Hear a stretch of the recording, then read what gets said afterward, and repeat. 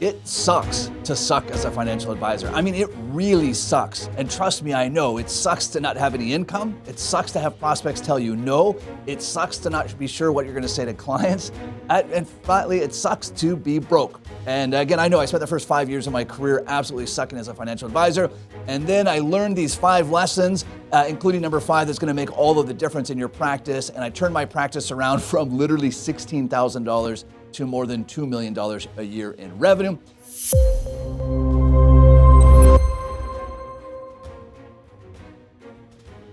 And so let's jump right in. Mistake number 1 that makes your practice suck is that you're spending your time with the wrong people. What does that mean? It means you're typically spending time with other advisors at your level of income or at your years of experience or your age or whatever the case may be. Or worst of all, you're just spending time with yourself. What's the problem with that? If you're spending time with people at your level, you will never get to the next level. You never will. I spent the first 5 years of my career mostly surrounded by myself and other new advisors, and we were all stuck at the bottom. And it wasn't until I started spending time, and it cost me a lot of money, to spend time with advisors that were 1, 3, 5, 10 levels ahead of me.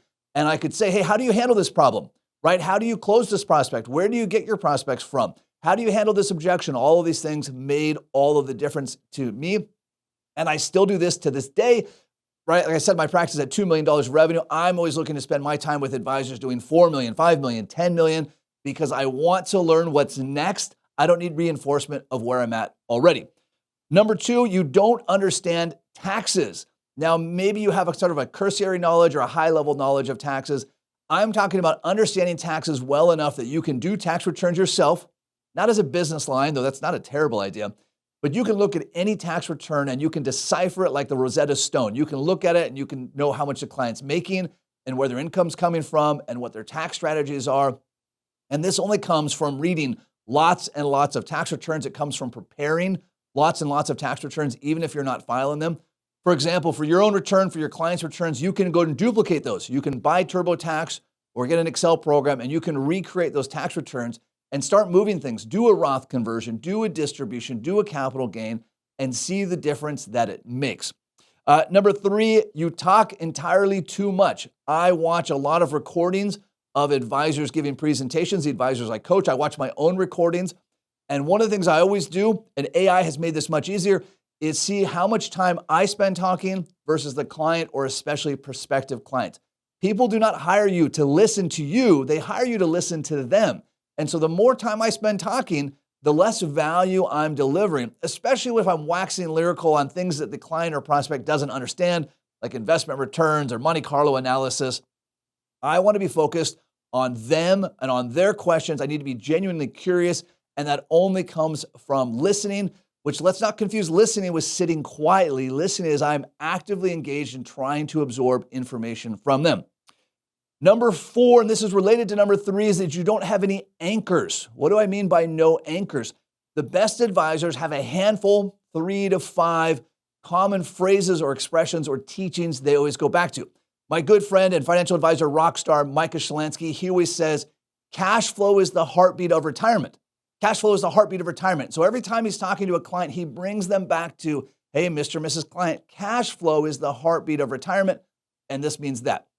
One of mine is your war chest or your guardrails. Anytime the client has any kind of financial question, I go back to war chest, I go back to guardrails. When we're talking taxes, back to mistake number 2, I always say, Mr. and Mrs. Client, taxes are a passenger on this bus. They do not drive the bus. And our job, one of our jobs is to make sure that you pay only what you owe and that you don't leave a tip. So I go back to that again and again. When they say, hey, I'm really worried about the markets or the economy, or I'm worried about the presidential election cycles, we go back to the war chest. So I have these anchor points that I go back to so many times that clients will preempt me. They'll start down a concern and they'll say, oh, that's right. That's why we have the war chest. Or they'll say, hey, where am I at on my guardrails? Or again, for Micah's clients, they'll say, hey, where am I at with the heartbeat of retirement, cash flow? And so I want to have these things that I go back to again and again. And number 5, and this is the most important, and I know you're not going to believe this, but I'm telling you it makes all the difference. You have to eat your own cooking. If you recommend the clients use a certain investment model, you use the same investment model. If you recommend Roth conversions, you do Roth conversions. If you're recommending estimated tax payments online, you make estimated tax payments online. Now I know especially when you're starting out, and I started out too, that the dollar amounts will be dramatically different. So whereas the client might be max funding their Roth and you're only putting $100 in, you still need to do the same thing. You cannot go to a client with confidence and tell them, hey, you need to go get estate documents or life insurance or a Roth IRA or do tax planning if you're not doing the same thing. Now, certainly you will adjust that for your goals. So for example, I have the exact same investments in my account as every single client, the exact same holding for holding. My bond allocation, however, is substantially less because I'm much younger than any of my clients. Now, do I at my age and my lifestyle need the same diversified portfolio as a retiree? No, I don't. But I have to follow my own advice. And you can tell yourself it doesn't matter. Trust me, it's where I really transform my practice. Even recently, as I sold my practice, going through that process and being able to tell clients, hey, I've done this. This is the same thing. I'm recommending to you the same thing that I do will make all of the difference. If you enjoyed this video, please remember to like and subscribe. And be sure to check out our book, Delivering Massive Value. And until next time, happy planning.